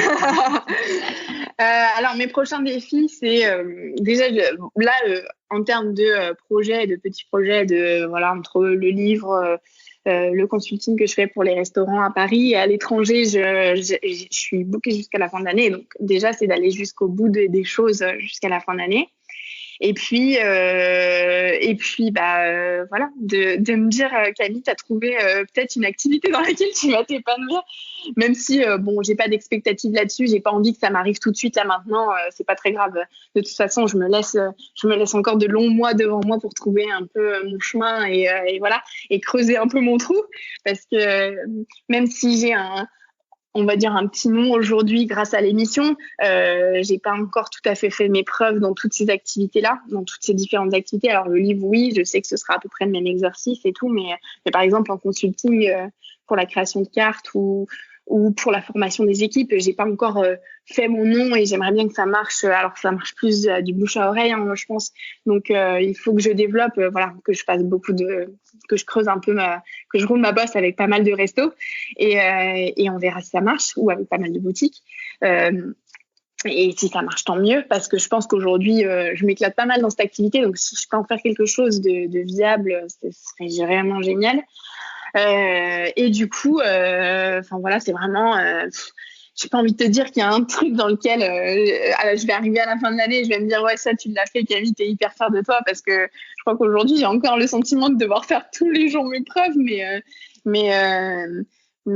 ouais, c'est vraiment de terminer cette année en me disant au final t'es pas de regret par rapport à Accenture, pas de regret par rapport à tout ce que tu fais. Au final, c'est un gros kiff. J'ai envie de me dire ça. Même si là, déjà, je suis un peu plus apaisée, je vis avec mes angoisses, mais je me dis qu'à la fin de l'année, si j'arrive à être satisfaite de ce que j'ai fait en 2020 avec les conditions extrêmes dans lesquelles je les ai faites, Covid, SAP extrême, etc. Je me dis que ce sera déjà très bien.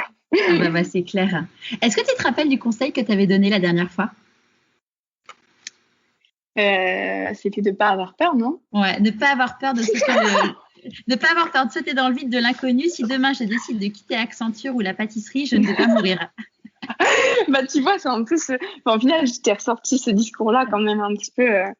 Et c'est ce que je me dis au quotidien. C'est que bon, demain, quoi qu'il arrive, voilà, c'est quand même un défi au quotidien pour moi. J'ai pas envie de dire que tout est rose, pas du tout. Et j'ai pas envie de porter ce message-là.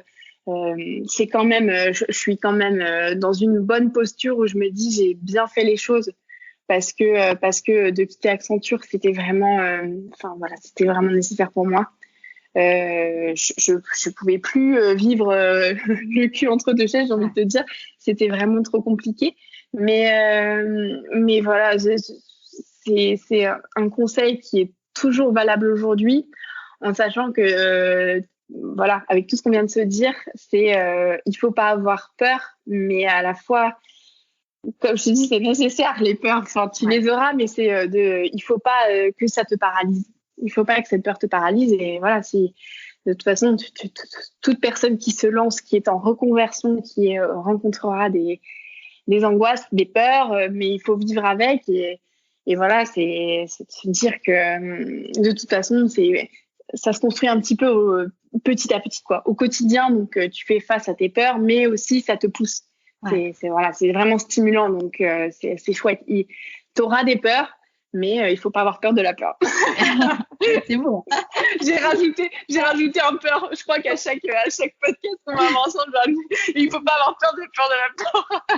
Je sais pas si ça résonnera dans beaucoup de personnes, mais je pense que ça va. Ouais, de toute façon, toutes les personnes qui changent de vie se posent forcément des questions. Après, il faut en effet, tout le monde le dit, il faut un peu d'inconscience, mais bon, pas que quoi.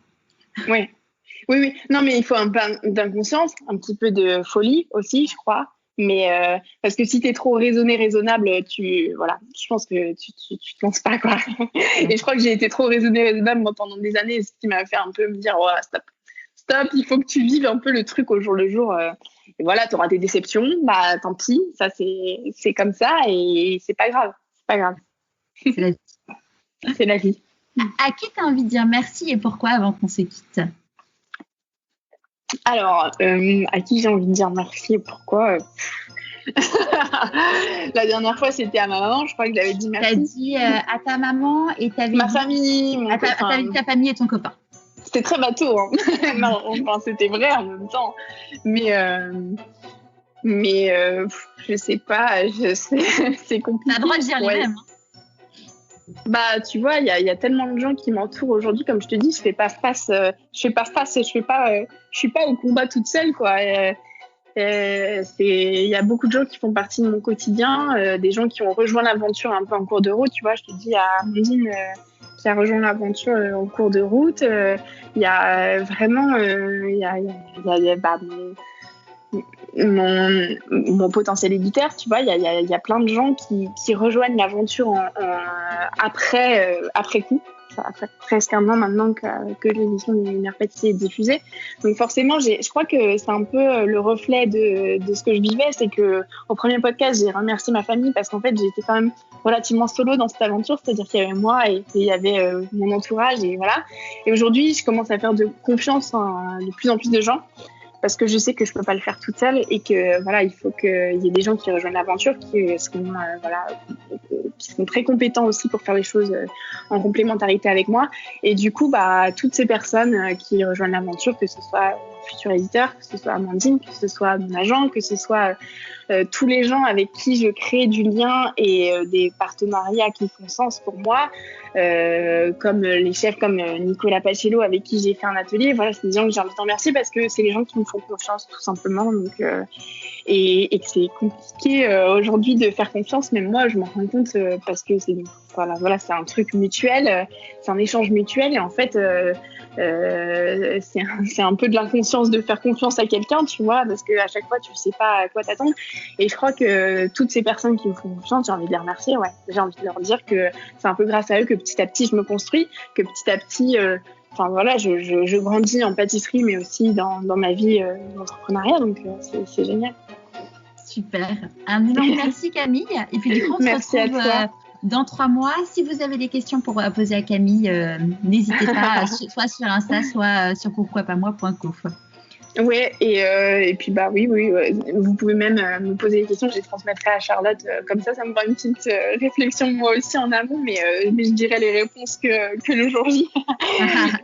J'ai reçu d'autres questions, mais qui sont plus des questions vraiment 100% pâtisserie, donc je te les enverrai comme ça. Ah oui. On fera un petit bonus spécial pâtissier. Ok, ça marche, je te répondrai. Ok, ça content. Merci beaucoup bien. Camille. Et puis je te souhaite évidemment le meilleur pour ces 3 prochains mois. Ouais, merci. Et puis à très vite. À très vite. J'espère que ce deuxième rendez-vous vous aura plu. Si ce n'est pas déjà fait, n'oubliez pas de vous abonner et les 5 étoiles pour m'en mettre plein les yeux. La semaine prochaine, nous allons parler d'îles flottantes, mais d'un tout autre genre, car j'aurai le plaisir de vous présenter une glaciologue. Je vous dis à jeudi prochain pour un nouvel épisode de Pourquoi pas moi.